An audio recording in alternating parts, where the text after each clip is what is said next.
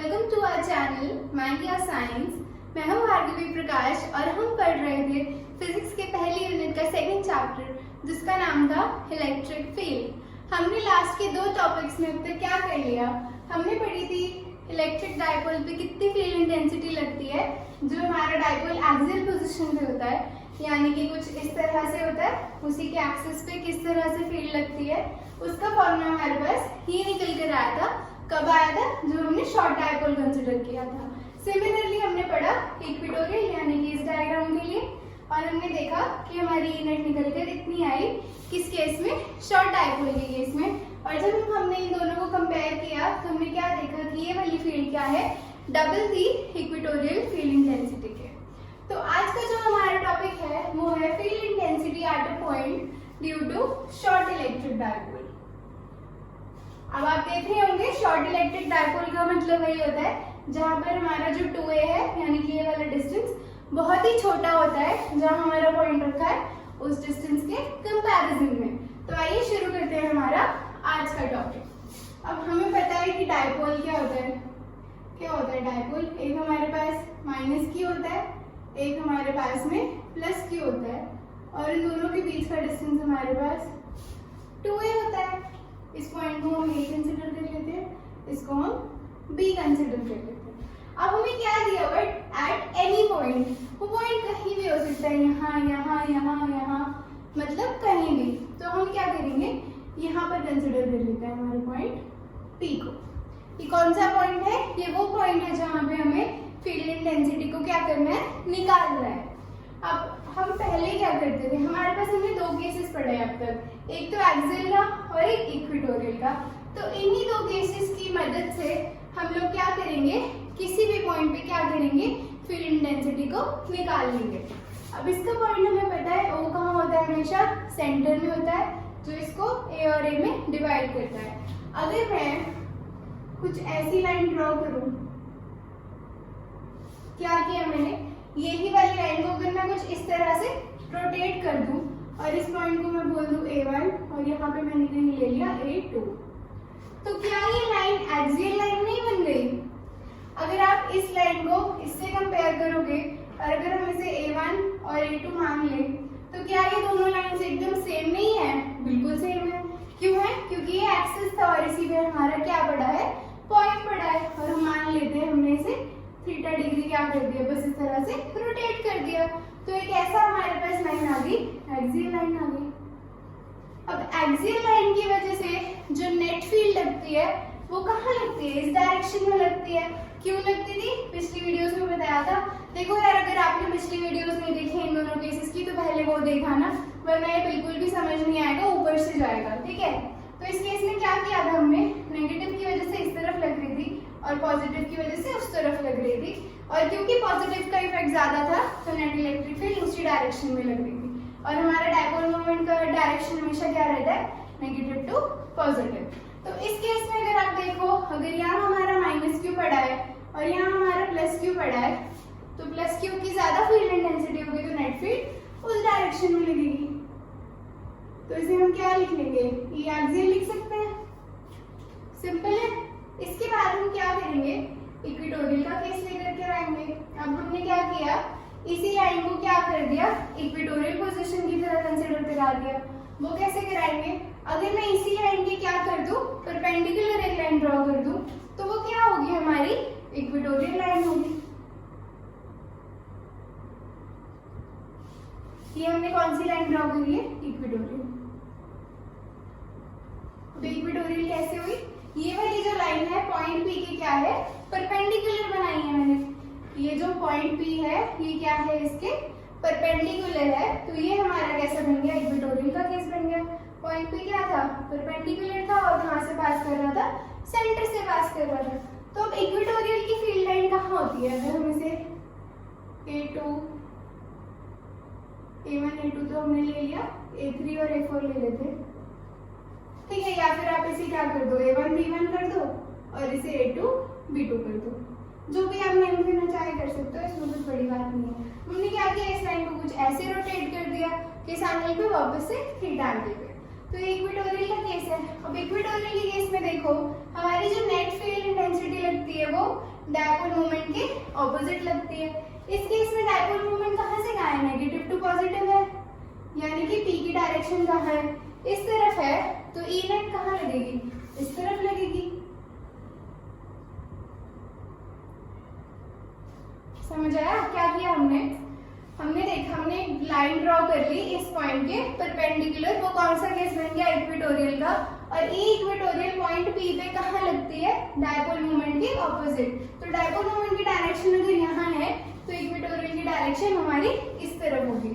तो ये हमारे पास आ गया ई इक्वेटोरियल और ये आ गया हमारे पास ई एक्सियल। तो ये हमें निकालना क्या है, हमें तो नेट इलेक्ट्रिक फील्ड निकालनी है, और यहाँ तो 2 बन गई, तो हम क्या करेंगे, रिजल्टेंट निकालेंगे। रिजल्टेंट हमेशा कैसे निकलता है, ऐसे निकलता है, इसे हम क्या कर देंगे, कंप्लीट कर देंगे।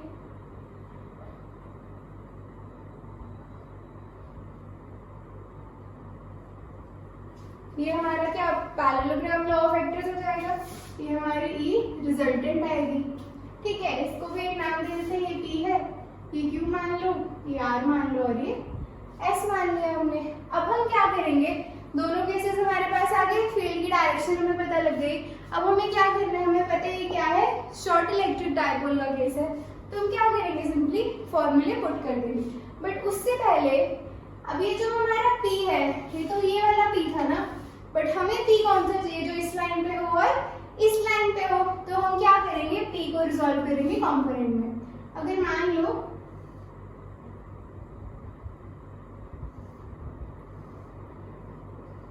ये मेरा P था, है ना, ये P था हमारा, हम क्या कर रहे थे, ये मान लो हमारा P है, ठीक है, ये हमारा P था थीटा एंगल पे।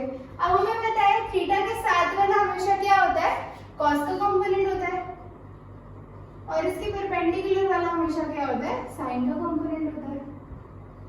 ये मैंने आपको याद करने के लिए बोला था, थीटा के साथ जो भी लाइन लगेगी वो हमेशा क्या होगी, कॉस होगी, और दूसरे वाली जो उसके परपेंडिकुलर है वो हमेशा क्या होगी, साइन होगी। तो इस कंसेप्ट को यहाँ पर यूज कर सकते हैं, बिल्कुल कर सकते हैं। ये हमारा P है, थीटा के साथ वाला क्या होगा, P cos थीटा होगा।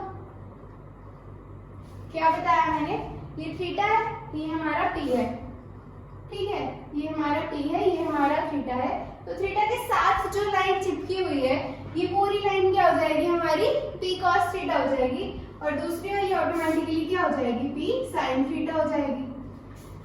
समझ आया क्या किया हमने, बस इनमें फर्क क्या है, ये हमारी लाइन ओरिजिन से हम लोग कंसिडर करते हैं कि ओरिजिन के साथ थीटा एंगल बन रहा है, तो P cos थीटा थीटा के साथ वाला, और P sin थीटा उसके परपेंडिकुलर। इसमें क्या हो रहा है, बस पूरी की पूरी लाइन है हमारे पास, ये पूरा का पूरा P है, इतने वाला P नहीं है, ये पूरा P होने की वजह से ये पूरा ही P cos थीटा है, और ये पूरा ही हमारे पास sin थीटा। हमने कुछ नहीं किया, सिंपली इसको रिजॉल्व किया है 2 कंपोनेंट में। याद रखने की ट्रिक वही है, थीटा के साथ वाला cos और दूसरे वाला हमेशा sin। अब हम क्या करेंगे, इन फॉर्मूले को क्या कर लेंगे, यूज कर लेंगे, अपनी ई एक्सियल निकाल लेंगे। तो ई एक्सियल कितनी आएगी हमारे पास, 2p/4πε0r³। ये हमारे पास फॉर्मूला है, लेकिन P एक्सियल के केस में कितना है, ये हमारी एक्सियल वाली लाइन है, P cos थीटा है, तो ये P cos थीटा हो जाएगा।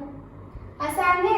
इसके बाद हम क्या निकालेंगे, इक्वेटोरियल निकाल लेंगे, वो क्या है, P/4πε0r³।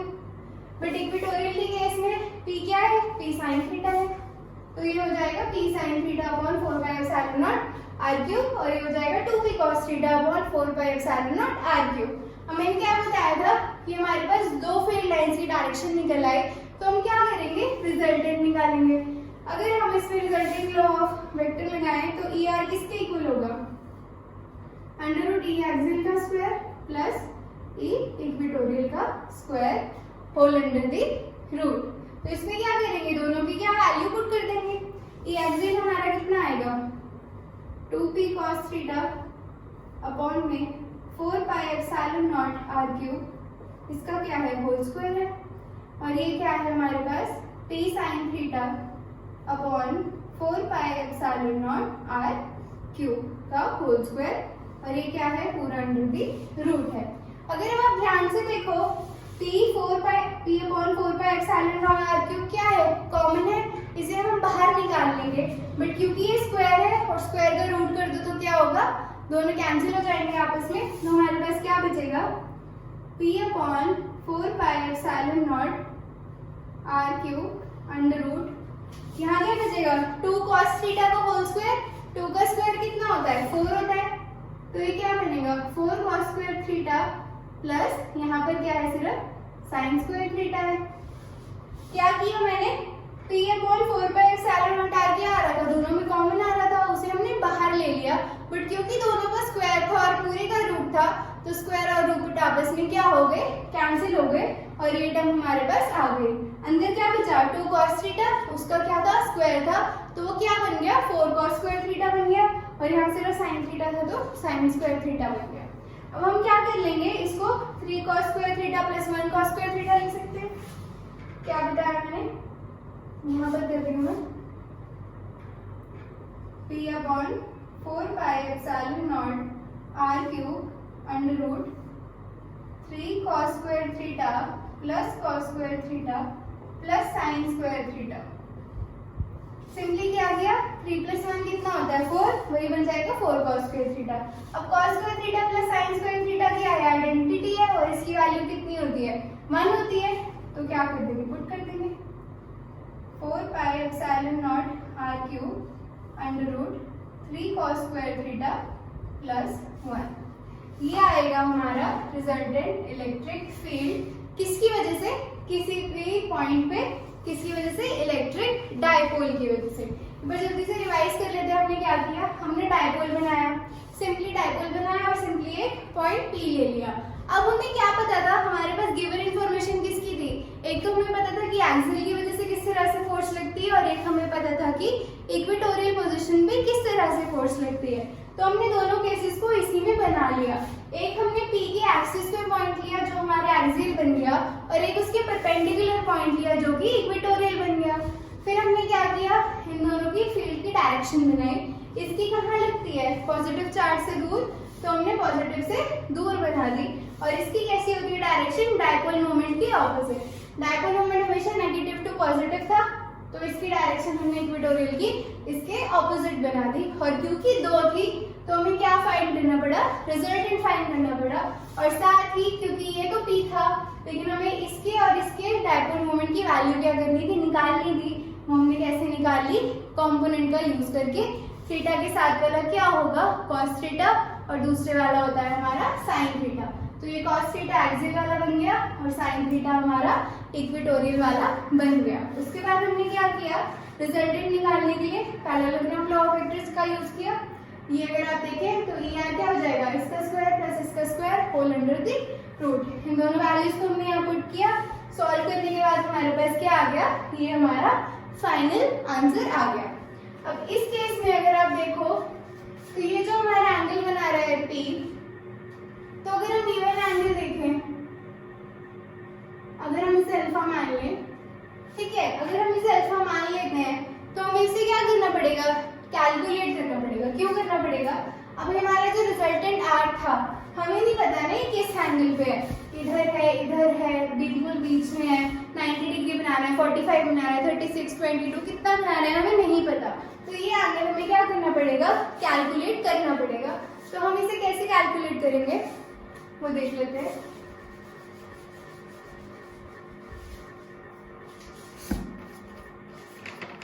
इसे कैलकुलेट करने के लिए हम ट्रायंगल को कंसीडर कर लेंगे।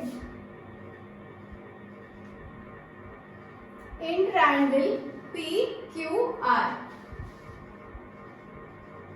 PQR ट्रायंगल है, ये पॉइंट P है, ये पॉइंट Q है, और ये पॉइंट हमारा R है जहाँ पे ER जा रहा है, ठीक है।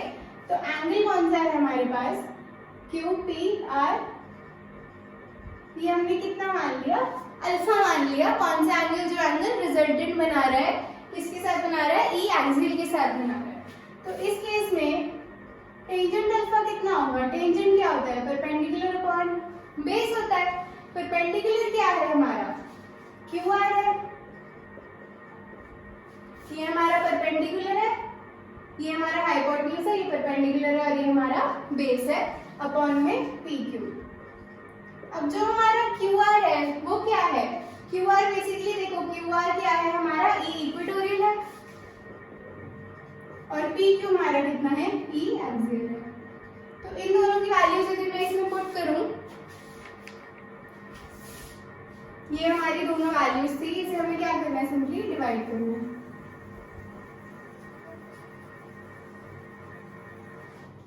इक्वेटोरियल की वैल्यू क्या थी हमारे पास, p upon 4 pi epsilon naught r cube, इसके साथ कंपोनेंट कौन सा था, साइन का था, इनटू में ई एक्सियल क्या होगा, ई एक्सियल हमारा ये लिखा हुआ है हमने, इसको उल्टा करके लिख देंगे तो 4 pi epsilon naught r cube upon में 2p cos थीटा। ठीक है, ये वाला पूरा इसके साथ क्या हो जाएगा, कैंसिल हो जाएगा, p भी p के साथ कैंसिल हो जाएगा, साइन अपॉन cos कितना होता है, टेंजेंट होता है, तो ये बन जाएगा हमारा 1/2 टेंजेंट थीटा। अब जो हमारा थीटा था, ये तो हमें पता है, हमने कितने एंगल पे क्या किया है, ड्रॉ किया है, किसको फाइंड करने के लिए, p पॉइंट पे एक्सियल फील्ड इंटेंसिटी को कैलकुलेट करने के लिए। तो इसकी मदद से हम क्या कर सकते हैं, अल्फा यानी कि जो एंगल रिजल्टेंट बना रहा है एक्सियल डायरेक्शन के साथ, उसे भी हमने क्या कर लिया, कैलकुलेट कर लिया। अब इस पूरे की क्या है, कुछ स्पेशल केस भी है, वो भी एक बार देख लेते हैं। मैं फिर से बोल रही हूँ, अगर आपने पिछली वीडियोस नहीं देखी हैं तो आपको ये इसमें से कुछ भी समझ नहीं आने वाला है, सब कुछ ऊपर से जाने वाला है। क्या कर लेंगे हम, अपने केसेस कर लेंगे। अब अगर मैं मान लूं कि जो हमारा P है वो कहाँ लाई कर रहा है, एक्सियल पॉइंट पर, when P lies at the axial position।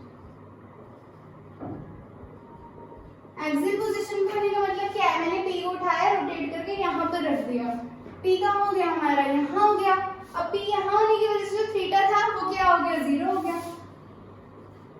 Theta क्या हो गया, 0 हो गया। और एक्सियल के केस में हमारा क्या चल रहा था, cos थीटा चल रहा था, तो cos थीटा का मतलब क्या हुआ, cos 0 हमारा कितना होता है, 1 होता है।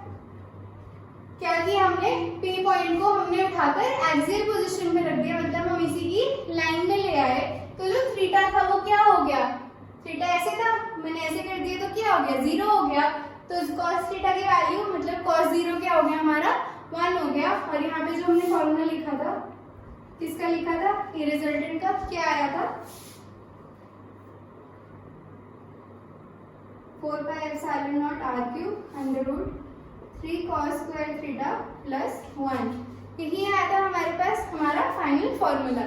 अब इसमें क्या करेंगे, cos थीटा की वैल्यू को 1 पुट करेंगे, p upon 4 pi epsilon naught r cube, 3 into 1 कितना होगा, 3 प्लस 1, 3 प्लस 1 हमारा कितना होता है, 4 होता है, 4 का अंडर रूट क्या होता है, 2, तो ये क्या आ गया, 2p upon 4 pi epsilon naught r cube. ये हमारा कौन सा केस बन गया, ये वाला। यानी कि अगर आप p को यहाँ ले आओ और थीटा को 0 कर दो तो हमारे पास सेम ही आएगा। यानी कि जो भी अब तक हमने क्या किया है, कैलकुलेट किया है, वो क्या था, एकदम सही था। अब अगर मैं बोलूं कि जो हमारा P है वो इक्वेटोरियल पोजीशन पर है, कहाँ है, इक्वेटोरियल पोजीशन, यानी कि उससे क्या है, 90 डिग्री पे। अब क्या किया मैंने, यहाँ से इसे उठाकर 90 डिग्री पे कर दिया, मतलब मैंने थीटा को क्या कर दिया, 90 डिग्री कर दिया।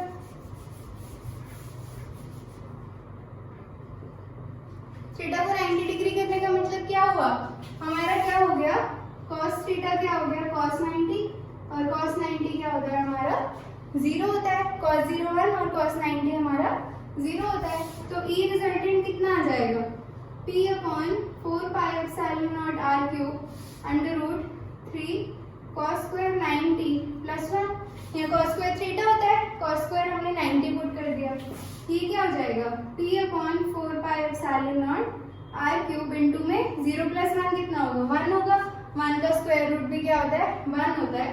तो ये हमारा कौन सा केस आ गया, ये वाला। अगर आप कंपेयर करो P upon 4 pi epsilon naught r cube और P upon 4 pi epsilon naught into r cube, तो ये दोनों केसेस क्या है, एकदम सेम है। यानी कि अगर हम P को वापस से इक्वेटोरियल पोजीशन पे शिफ्ट कर दें तो हमारे पास आंसर क्या आ रहा है, ये आ रहा है। यानी कि हमारी जो दोनों कैलकुलेशंस हैं वो क्या है, एकदम सही हैं। अगर आप इस केस में बोलो कि मुझे तो टेंजेंट थीटा भी निकालना है, तो तो टेंजेंट थीटा भी निकल जाएगा। टेंजेंट अल्फा क्या हो जाएगा इस केस में हमारा? टेंजेंट अल्फा किसके इक्वल था? 1/2 टेंजेंट थीटा के। टेंजेंट थीटा हमारी वैल्यू क्या है? 90 डिग्री है। 1/2 कितना है? टेंजेंट 90, इसकी वैल्यू कितनी होती है? इनफाइनाइट होती है। तो दोनों को कंपेयर करोगे तो कितना आ जाएगा हमारा? Alpha is equal to 90 degree आ जाएगा। कैसे आया? Tangent alpha is equal to 1/2 tangent 90, जिसकी वैल्यू नॉट डिफाइंड होती है। तो टेंजेंट से टेंजेंट काट दो तो अल्फा कितना आ जाएगा? 90 डिग्री आ जाएगा। और अगर आप एक्सियल के केस में कैलकुलेट करो तो उसमें हमारा थीटा क्या था? हमारा थीटा 0 हो गया था। तो 1/2 टेंजेंट 0 कितना होता है? टेंजेंट 0 की वैल्यू क्या होती है? 0 होती है। तो हमारा अल्फा क्या हो गया? 0। यानी कि रिजल्टेंट के साथ वाला एंगल हमारा इस केस में 0 है, और इस केस में जब आप 90 कर रहे हो तो सारी वैल्यूज क्या होती जा रही थी? 90 होती जा रही थी। इसलिए हमने क्या कर लिया? अल्फा भी कैलकुलेट कर लिया और ये भी कंपेयर करके देख ली कि अगर हम सिंपली इसको पूरा ही एक्सियल या पूरा ही इक्वेटोरियल कर दे तो क्या हमारी वैल्यू सेम आती है या फिर नहीं आती है। तो ये था हमारा आज का lecture, field intensity at any point due to short electric dipole. क्या किया हमने?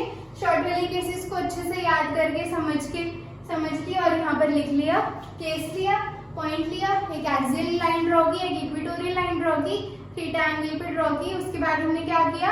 ई एक्सियल की पोजीशन और ई हमारा जो इक्वेटोरियल था उसकी पोजीशन ली। रिजल्टेंट निकालने के लिए बीच में से एक लाइन ड्रॉ की एंगल अल्फा पे। उसके बाद हमने क्या किया? हमारा जो डायपोल मोमेंट था उसको दो कंपोनेंट्स में डिवाइड किया। एक हमारा कॉस कंपोनेंट आया जो थीटा के साथ बन रहा था, और दूसरा आया हमारा साइन का कंपोनेंट जो मैंने यहाँ पर ड्रॉ किया था। उसकी वजह से हमें पी कॉस थीटा और पी साइन थीटा मिला। फिर हमने ये दोनों फॉर्मूले में वैल्यू पुट की और हमारी फाइनल वैल्यू क्या निकल कर आई? p/4πr³ into √3 cos square theta plus 1। उसमें जो हमने स्पेशल केसेस पुट किए तो ये एक्सियल और इक्वेटोरियल की वैल्यू हमारे पास सेम ही निकल कर आ गई। तो थैंक यू सो मच ये वीडियो देखने के लिए। अगर आपको वीडियोस पसंद आ रही है तो चैनल को लाइक, शेयर और सब्सक्राइब कर देना, और आपको ये वीडियो कैसी लगी ये आप मुझे कमेंट में बता सकते हो। Thank you so much.